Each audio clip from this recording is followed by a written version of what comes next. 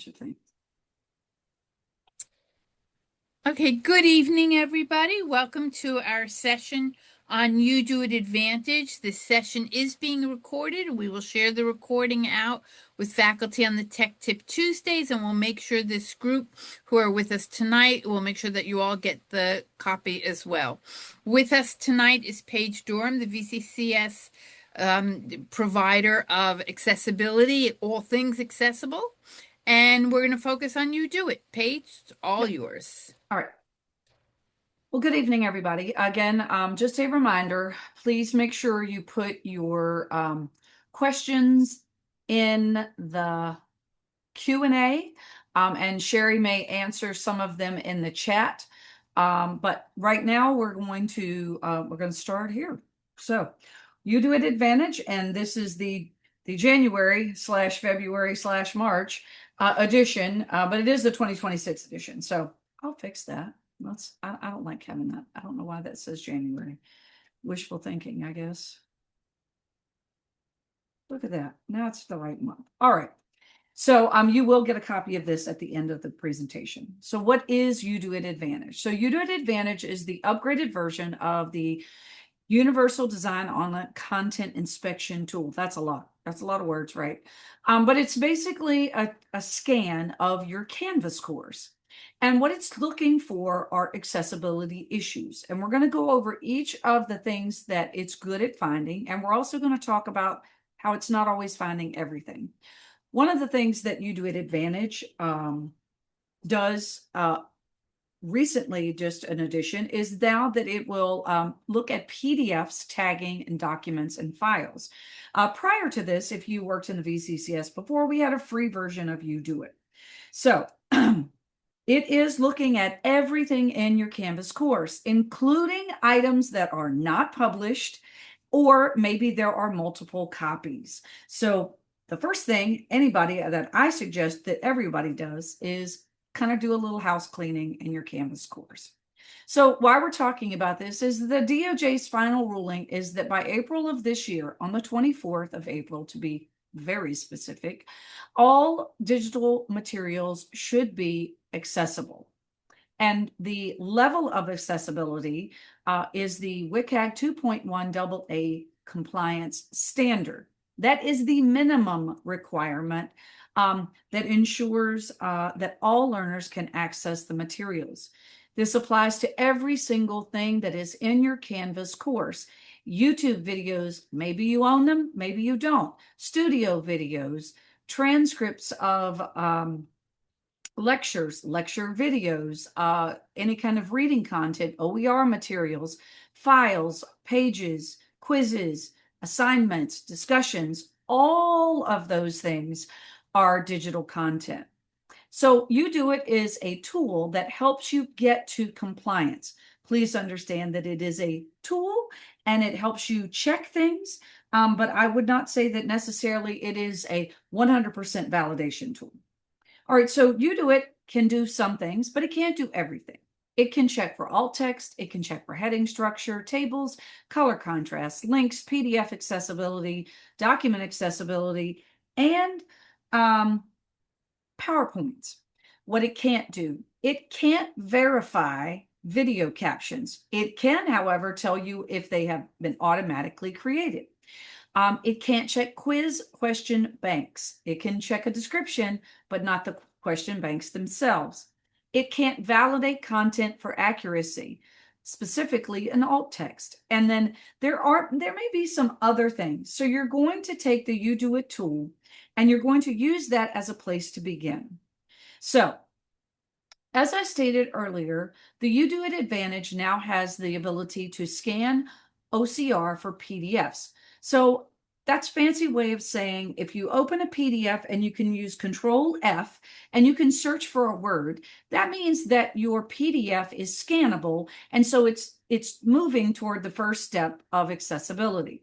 However, if you click Control F and it doesn't do anything, then it's highly likely that PDF was saved as an image by someone using print to PDF, and therefore it is completely 100% not accessible. But so that's one of the things that UDOIT can scan. Please understand that it scans and gives you an error message. It doesn't correct it. So it does help you in some ways. It can provide some auto tagging and format conversion. Understand that this is a new tool, and there are a lot of issues with what things the final product when you ask it to auto tag or you ask it to convert. And it can scan your entire course. Remember, it's looking for published, unpublished, and used and unused files. So anything that is your course could show up in your UDOIT scan. And finally, it will create filtered reports for your institution so that they can see when you've run the scan, what you've corrected, and so on. So UDOIT Advantage is at every single VCCS institution. Every person has access to it, and it is mobilely accessible, and it will also look at things like your mobile content and make sure that you can do a progress, you can have the home, you can see your score move up. You're going to have, and I generally move straight to the home tab when I get to UDOIT, and I'm going to show you their three tabs in your course. So you do have some now. When you're looking at your score, please understand it is just a temperature. It is not, I got to get this or have this, or if I have this, that means I'm good. It is just a temperature gauge. It's just an easy way for you to see kind of where you are in the process. So if you've reached that 85 threshold, that's great. But remember that there's still a lot of work to be done after that 85%. So when you are working in your course, I've kind of already given you an idea of when you move from semester to semester, you should first thing do a little cleanup. If there's extra things or duplicate copies, those are the things you're going to want to remove. If they're duplicate files, you're going to remove all of the duplicates and only leave one. Remember that if you're moving from spring to fall or fall to spring or spring to summer, you can always go back to the previous version of the course and grab that single content if you quote over delete. Then you're going to run your UDOIT scan after you've done some cleanup. Then you're going to use Canvas and AI tools for some remediation. And then you're going to rescan and hope and watch your score improved. The big picture is that individual course improvements means that the system is meeting that accessibility guideline, and it's creating an accessible culture. How do you access UDOIT? In your Canvas navigation, you're going to find in your menu a UDOIT Advantage link. All you have to do is click on it, and then it's going to run a scan of your course. So once you've run the scan, you're going to filter and identify the top issues. And you're going to find those issues either under the Home tab or the You Fix It tab. So let's go and look at UDOIT.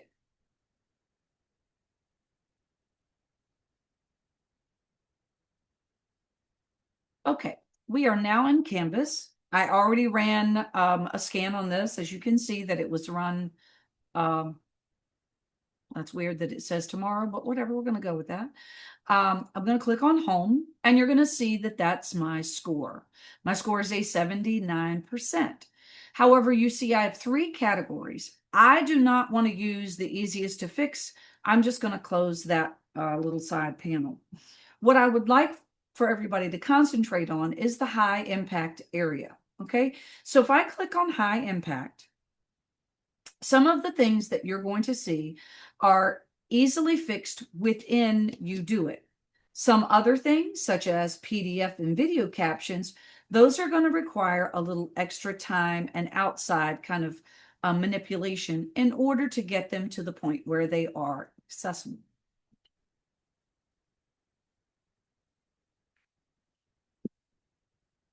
The next area is the medium impact. The medium impact is page structure, table headers, media links, PowerPoints, styled headings, and video connections. And the last is low impact. This is deprecated HTML, means it's broken, or old and embedded media. you may find that you have some things in each of these areas. But what I would like for you to concentrate on first is the high impact area. These are the things that are most critical when it comes to accessibility. So I'm going to go ahead and click on color, although mine says my score is 100%, but I'm going to go ahead and uncheck the I'm going to go ahead and leave this. So here we have insufficient color contrast. So I'm going to go ahead and I'm going to click on review.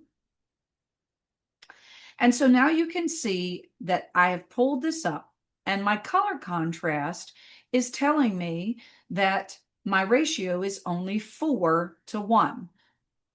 The accessibility ratio must be 4.5:1.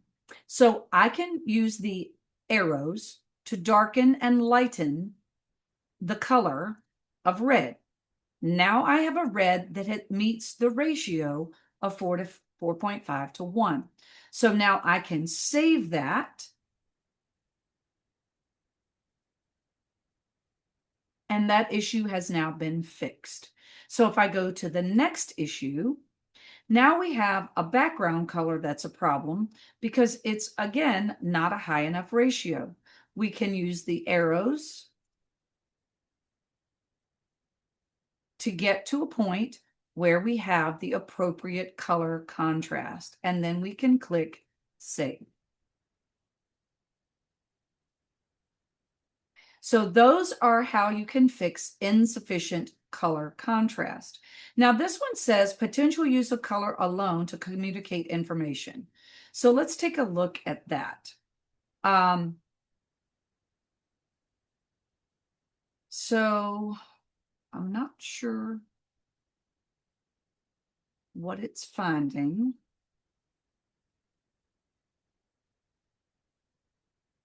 Oh, I see. Okay. It's actually talking about the color words. It's saying that this image is not. So if I remove the styling, you can see that's what happens. So again, I would actually manually resolve this because it's actually not. The issue is that it's color alone. It's not. The information is contained in the box. It's just using it to make it look a little bit better. Same thing with this one. It is, again, if I remove the styling, you can see what happens. I could make the text bold, and that will also fix the issue. So I could go ahead and now I have fixed this issue and I can move on to the next issue. So as I'm moving through this, I'm going pretty fast, and it doesn't really take that long. You just have to figure out how you want to fix the error messages and be consistent with when you're fixing them. So I'm going to close that, and you can see what I did. Most of these are all the same: potential use of color alone to communication, except for the first, which is the insufficient color contrast with the background. Okay, so now I can go, by the way, there is a new tool that's called Speed Fix It Beta. And what it's going to do is automatically approve those. It's going to give a suggestion, and then you can approve the suggestion. For example, I could just click that, and then I could return to You Fix It. So that is a new tool that you're going to find in the top right corner. That's only available for some of the things that you might want to fix. I'm going to skip Word for just a second, and I'm going to go on to page headings. So when we get to the page headings, you can see that I have a couple error messages. Heading levels may have been skipped. One or more elements do not contain text. So let's start with the first one, which is heading levels have been skipped. Again, I could use the Speed Fix It Beta, but for right now, I want to show you how to do this the right way. So notice that when I get here, however, I don't have a fix it button over here. So what I can do is use the breadcrumb, which is found right above the message, and you can click on that. And now it takes you directly to the page. I don't want to work with you. Thank you. So I want to, it's the extra high paw 5 to those that submitted. So I got to go find that in this long line of stuff. It's this line right here. Okay, so let's go back up to the top and click on edit. Now, what I can tell you is this should be the beginning of the page, should be a heading 2. Okay, so once I've made that a heading 2, the rest of these can stay a heading 2, it's fine. But when I scroll all the way down here to the bottom, this is a heading 4. Well, I don't know that I had any heading 3, so I'm going to make that a heading 3. And now I have fixed the issue. Stop it. We're not worried about whatever error message that was. I only wanted to fix that one. Now, because I fixed that manually, that means that UDOIT doesn't give you the check mark, but it will fix it when you run the next scan. All right, so that is heading levels have been skipped. But now let's look at one or more heading elements do not contain text. Okay, so I'm looking for this, and I don't see. I got it. It's this, it's overview. So I'm just going to go ahead and put the word overview in here. And it's going to put in overview on this page. So let's go take a look at that. It's this right here. Should have been a heading 2. And that's what it wasn't. So let's take a look and see if we fixed it. Okay, it's not. It's still a heading 3. So now I'm going to make it a heading 2. And now I have fixed the issue. Interesting. And that was a heading 3. It's in there twice, but it's fine. So now we fixed that issue. But again, if I go back to UDOIT Advantage, it's not, it says it's fixed, but we also know that I fixed it manually again, so I would still have to run a scan. So that's how you would fix page headings. So now we're going to go down to links. Links are pretty easy. It's pretty common sense. So the 2 error messages that you find most would be linked to nondescript text and adjacent links are found. As you can see, all of those are pretty much the same errors. So let's start with the first one, which has nondescript text. So if I look at this link, you can see that it is a raw URL. It was obviously a citation, but regardless of that, we're going to make it descriptive.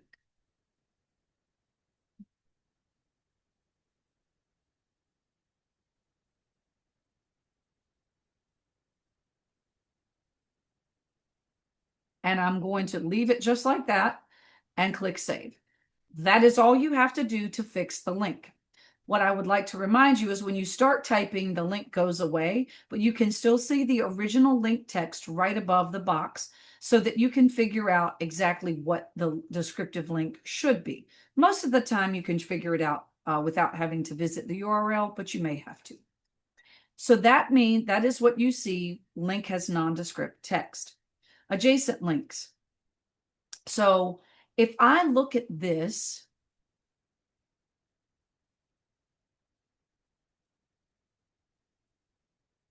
these are the same link twice. So why do I have them twice? No idea. However, you could delete one of them. I would probably delete this first link and leave the second link. And that way it doesn't have adjacent links, but it is descriptive, and that's why it's there. So links need to be descriptive. They need to be based on the page where it's going, or you're sending someone, or where you got the information. So this would be 8 examples of assistive technology and adaptive tools. And you could say, and it's already telling the listener what it is, but this is the website where it came from. So you have to decide how you want to do that. Your other option is that you copy this information here and then you just paste it in there. Yes, that's repetitive, but it also meets the accessibility piece. I'm not going to save that one. So that's how you would fix links. So now we're going to go on down to images, and I'm saving the more difficult things for a little later. Because at this point, most people have started their classes and they need something that they can get done in a shorter amount of time. So these are the things that you can do quickly that will have an impact on your score and help you get a higher score overall. So this one, alternative text file used rather than a descriptive label. I'm pretty sure that's going to be every single one of these. Yeah. All right. So what that means is if you look at this, it's obviously an image. The .png tells me that is a file extension and it is a PNG file type. When we are naming anything, we cannot have a file extension as part of the alt text. So what I would do is I would remove that PNG piece and I would type in either icon, or I might just mark this as decorative because it may not be important. If I'm not sure, again, I can use the breadcrumbs to go back to the page in order to find whether or not I want to mark it as decorative or if I actually need to put in the alt text. So if I go to the next issue, again, you can see it's the same thing. Obviously, I have a lot of these. This is completely broken. So I would need to go in here actually and delete this image because it doesn't exist anyway. So you can see that I can move through. Here's a little bit more difficult. That's going to require a little bit longer alt text. And you may need to notice that it gives you a limit of how many characters you can put in. Your limit is generally 150, but UDOIT lets you have up to 200. Take the 200, and if you need a long description, then you can add that as a link below. That's a whole nother workshop. I'm not going to go over how to do that right now because we only have an hour. So once you've gotten through all of those, that's going to be your images. Sometimes your file, your image may not have a name at all. It may just, excuse me, it may just be blank. So you may have to decide what the alt text is or mark it as decorative. Okay, so let's go back to home. So we've gone color, page headings, links, and images already. And as you can see, that went pretty quickly. Now I'm going to go ahead to video captions. So notice that this says video captions appear to be automatically generated and may contain errors. The DOJ compliance says that automatically generated captions are not good enough. In other words, they can be auto-generated, but you still need to go in and fix them. Some of these, as you can also say captions are missing. And pretty much those are your two errors. So let's begin with the first one that says video captions appear to be automatic. I know this is a YouTube video, so if I scroll down, I told you it's a YouTube video. And the reason, let's go ahead and go to this video. Human anatomy. Oh, no, that's not what I want.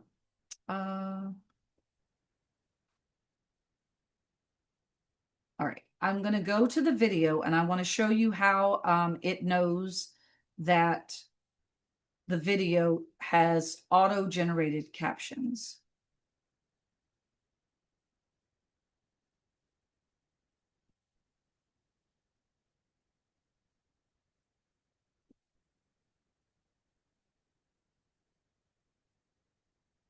If I click on, do you see when I clicked on the CC, it's a very quick, let me do it again. Do you see where it says English auto-generated? There is meta information in here that tells UDOIT that your video has been auto-generated, your captions. Studio does the same thing. That's why it's telling you that you need to check the captions.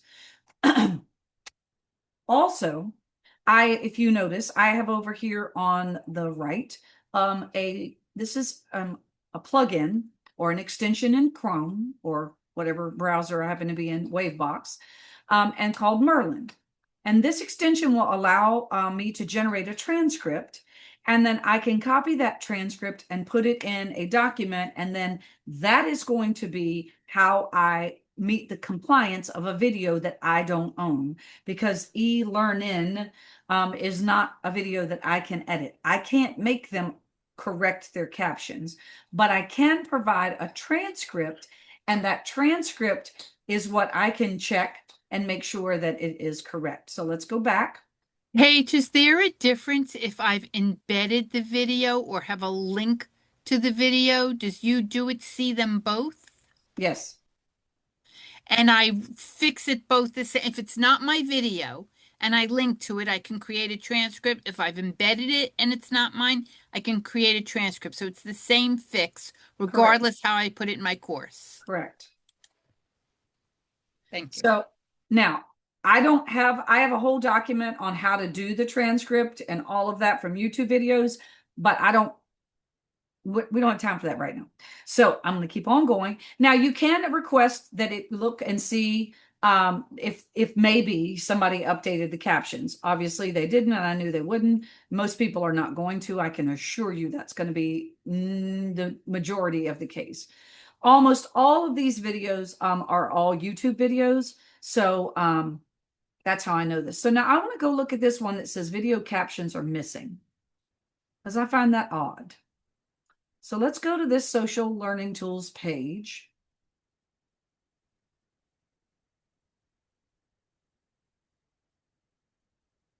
Well, interesting. So this video doesn't even exist. So that would be a delete. Vimeo.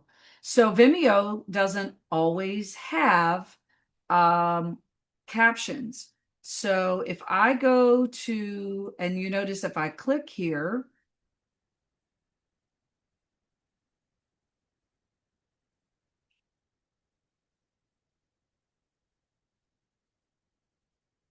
yeah, there are no captions to this video. So there are a couple things that I could do if I wanted to keep this video, even though it doesn't have captions. I don't own it. I don't own the Edmodo video, and I do not have a Vimeo account. However, I can find the video, put it in AI, and have the AI create a transcript for me, and then add the transcript to my course, and then that video would also be accessible. So there are a lot of things that you can do with videos that you don't own, that doesn't mean you have to delete them. It just means you're going to have to provide a second way in which someone who needs the correct captions can access it, and that's going to be a transcript.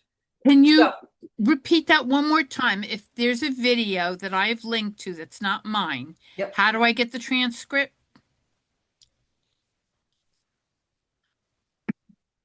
Hold on.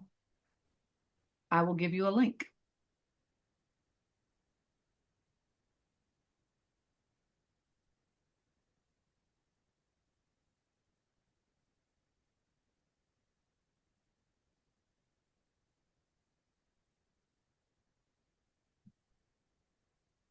There you go. A whole document on how to creating accessible video transcript from YouTube videos that you do not own.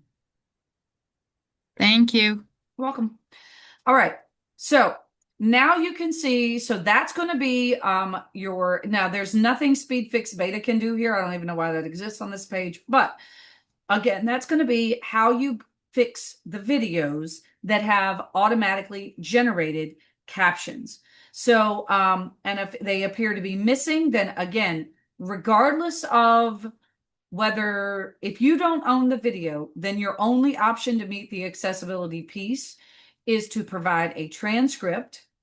And then you're going to go in here, put the transcript. What I would do is link it right here under the video, accessible transcript, and put a link. I would use Google Doc, and I would make that a link. and put it right under here. And then I would manually resolve this and I would move on. So that's how you fix videos that are in your course that are YouTube that you can't, that are getting errors in UDOIT and you cannot, and you don't own them. All right. So now let's go back and talk about the things that obviously like PDFs. So I'm going to go ahead and click on PDF. And so there are a few things that you're going to see that occur often. For example, file is missing a title element. File lacks tags needed for assistive technologies. So you can see those are the two that exist. If you see nothing where it says file issues, then there's nothing wrong with those files and you don't need to do anything to them. So it's only the ones that have something in the file issue. So let's start with the first one. Now, I did request that this be auto tagged. However, I'm going to tell you that it probably didn't work. But it still has a file, is still missing a title element.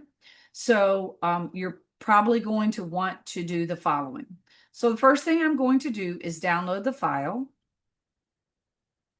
And then I'm going to open it for you so you can see it. I do not have Adobe Pro. So please understand this is the free version of Adobe. So this is obviously some book, some article from, I don't even know where. But this file it's not accessible. So there's a few things that I can do. So the first thing that I could do, if I owned Adobe Pro, I could go into all tools, scroll down to get to prepare for accessibility and do that. That's why it has a little crown, because that's only available in the Pro edition. I don't have the Pro edition. So now I could either look for this article. Again, I could do a whole search. I could highlight all of this information and I could go do a search.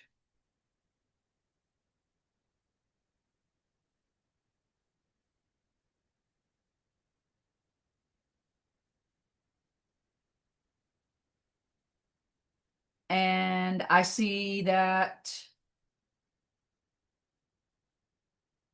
it appears, here it is. Again, it's the same article, right? And it's going to have the exact same problems that the other one did.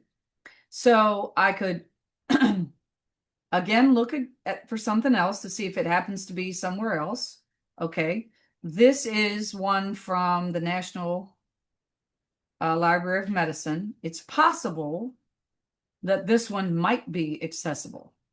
I'm not going to hold my breath on that, though. And it would also be difficult. You'd have to do all of the things in order to get it. So I don't have time for that. So what I'm going to do is I'm going to use artificial intelligence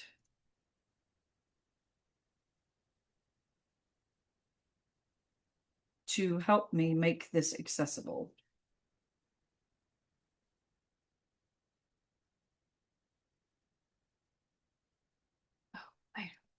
All right, so the first thing I'm going to do is I downloaded the file already.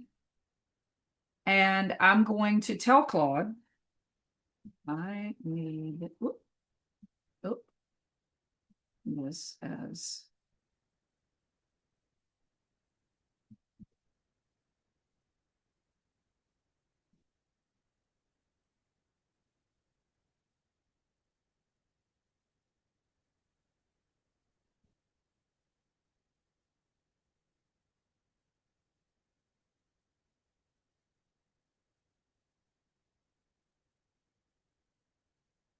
okay, that's it. I'm not telling it anything else.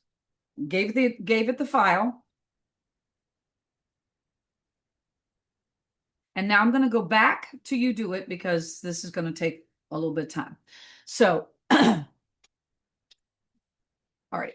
So here we are back in UDOIT. So again, you can have, I'm going to go ahead and request this. So, so that you can see what it looks like. So you can request the Canvas page. Now, I went to AI and asked it to do the exact same thing as clicking on that Canvas page, but there's an issue. You'll see what happens when it finishes in the UDOIT. So the rest of these are okay, but they're not great. So just keep in mind that it might might take some time for this to happen, but the file is missing a title element. That's not something that you can fix in UDOIT. So I'm going to let this do its thing. And I'm going to, Claude, I know it's not finished because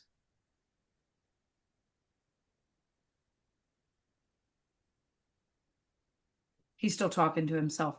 So we'll let UDOIT continue.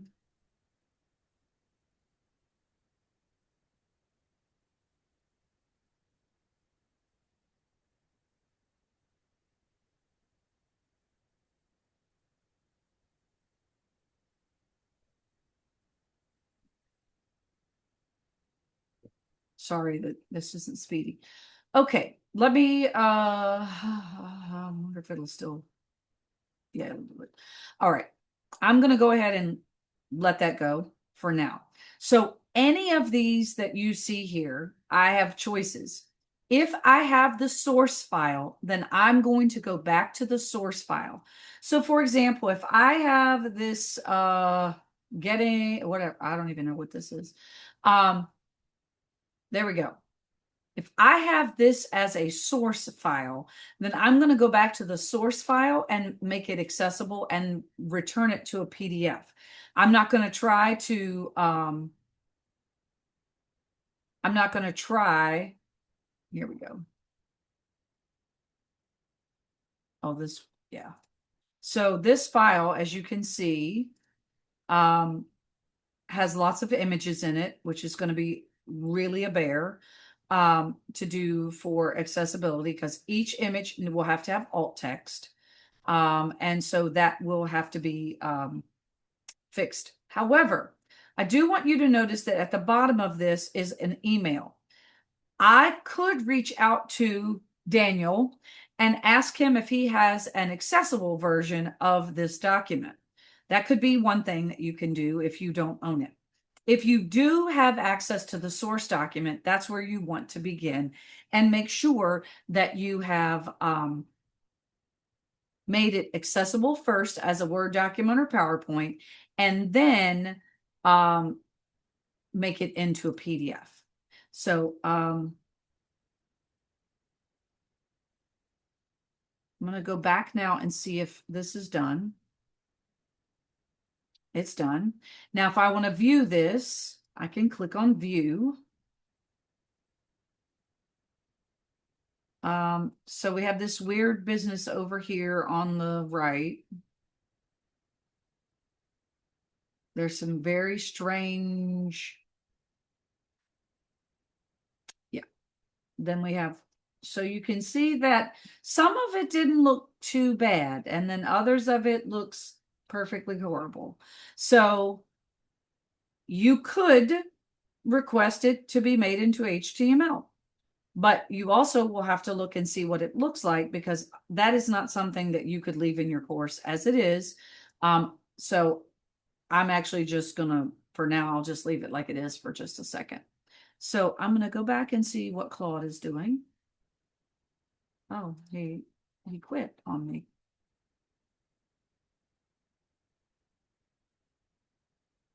He does that sometimes. Okay, well, we're gonna keep on going. So once you get to a place, obviously you can see that these are the two options. If you auto tag it, that's fine, except for it still doesn't give it a file title. So you might fix one of the errors, but you didn't fix both of them. So if you're going to fix the file, you probably should figure out a way in order to either convert the file to something else or replace the file with something that is accessible and then make the PDF this as a printable version. So I want to go back to the home And so we've now covered every single thing that I had in my high impact area.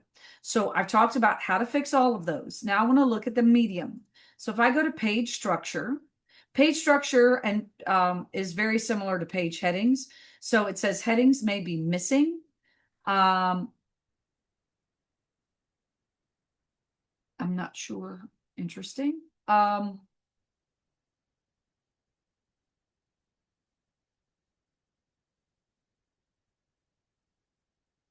So there is no heading. That's first problem. So I would pop back up here and I would type in user guides and put heading 2 and then delete.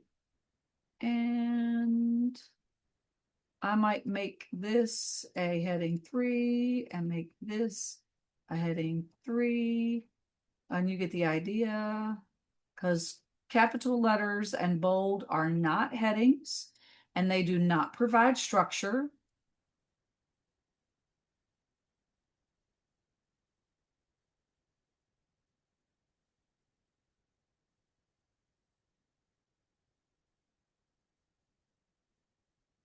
You would have to do that for every single one. So sorry, I picked that one. Okay, I'm not doing it anymore. So you can do that. So that's what you would do for all of this page, and then you would save it. Now, because I have put some headings in, if I go back and scan the course again, please understand that it's going to mark it as okay. So that's what you would have to do for all of the ones that say headings may be missing. So again, that's in your medium impact. Table headers. So you can see that there are, table does not include header row or columns. Table headers are missing.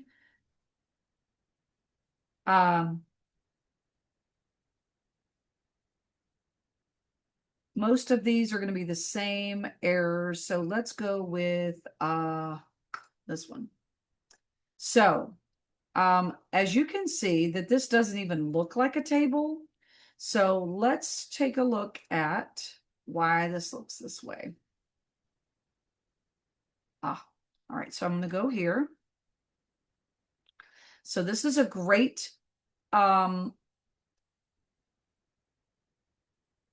issue that you can have. So for example, this is not a table. This is just straight plain text, right? So obviously it was put in here for formatting and you cannot use a table for formatting. So I'm going to delete that. And then I'm actually going to delete the table. And then I'm going to put the text. Oh, nope. Now, why did it do that? It shouldn't have put the table back in. Hold on a second.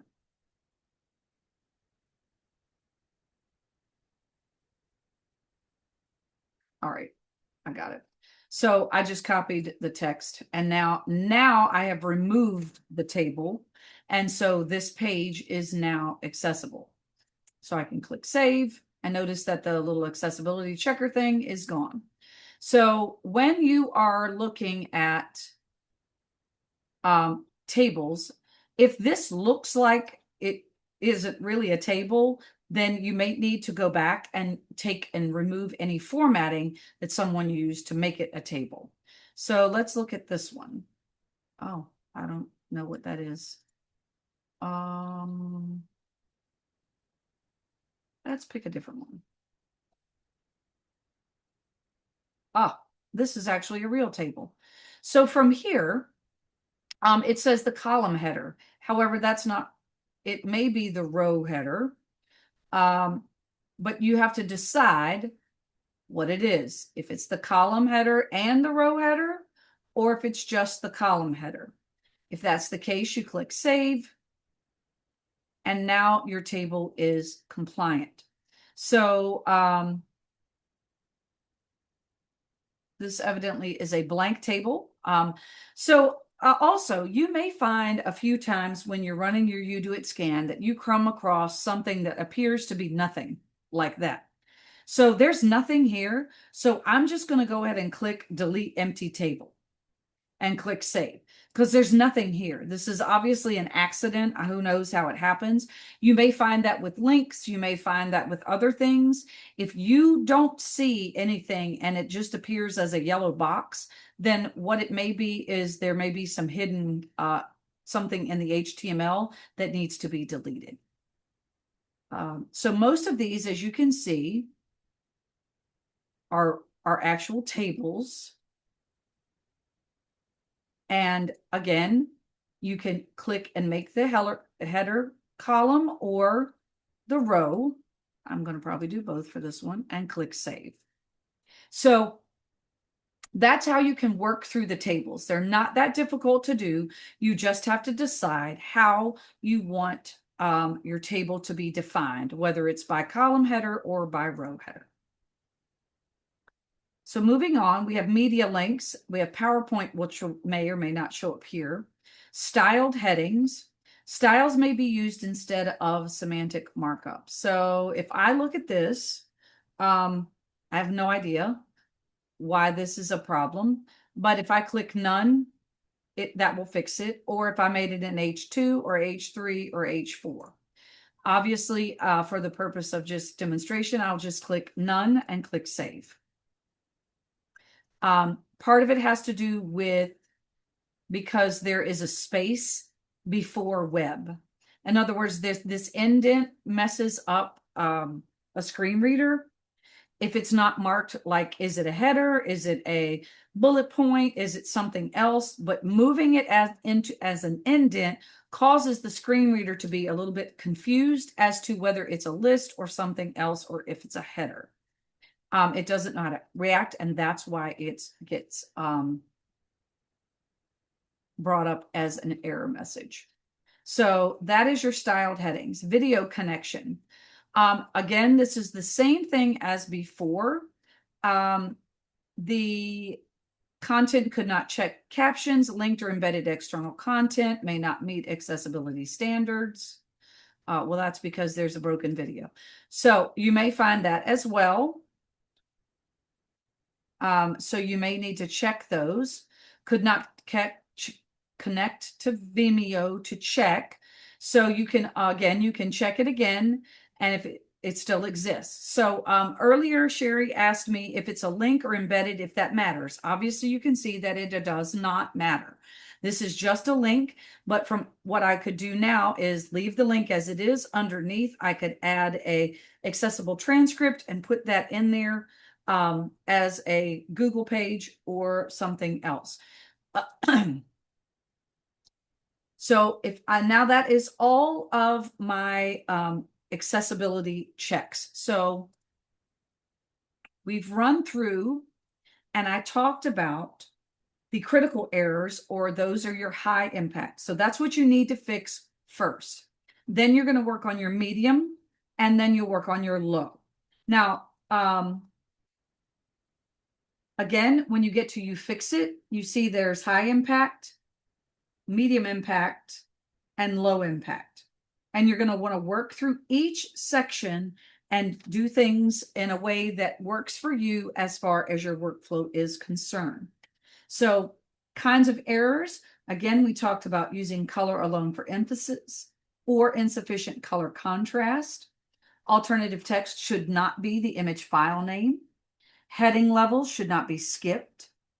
Links should contain text and not file names or raw URLs. Avoid using styles for document structure, and that is the heading 1, heading 2. No table headers are found. And you may see an error, content length should not exceed 3,000 words. That's a personal preference, so you could actually go ahead and mark that as resolved. So you're going to click on an issue, review the details. If you can fix it within UDOIT, then that's exactly what you're going to do. Then you're going to review the details and mark as resolved if you need to, and verify it. So identify it, review it, fix it, and verify. So I just did all those. So we're not going to practice alt text because we only have a couple of minutes left. I do want to go back and show you the PDF because I feel like that's something extremely important. So I took the PDF that wasn't accessible. I asked Claude to make it HTML that is WCAG 2.1 AA compliant, and I can put into Canvas. So now what I'm going to do is I'm going to go up here to the top. I'm going to toggle to the code. I'm going to click copy. Now I'm going to go back to Canvas. Find that page that had that horrible version. This is the version that UDOIT created, the HTML version. The first thing I'm going to do is toggle down here at the bottom and turn on the HTML editor. And then I'm going to Control A and delete all of that. Gone. Now I'm going to Control V and I'm going to copy everything that Claude created. And I'm going to toggle this back. And now I can look at this and note, and I see that it is in pretty good shape. It took the images, by the way, and made them into text. So now I have a compliant document that is much better than what UDOIT created. So keep in mind that you may use AI to help you convert your PDFs to HTML. Now, what I could do is I could then at the bottom of this, I could scroll down to the bottom after all of the things open.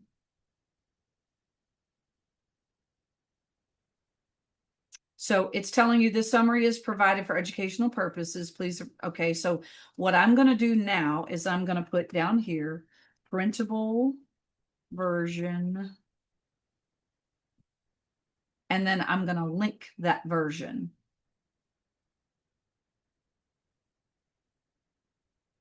And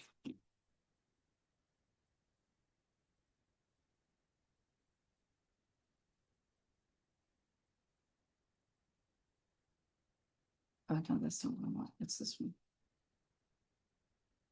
Yep. And so now I have linked the version so that, and obviously that's not color compliant. So we would have to fix that. Now I'm going to have to make it a lot lighter.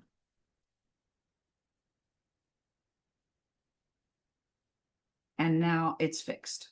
So that's what you can do in order for something to be accessible. You can do the same thing with Word documents. You can do the same thing with PowerPoints.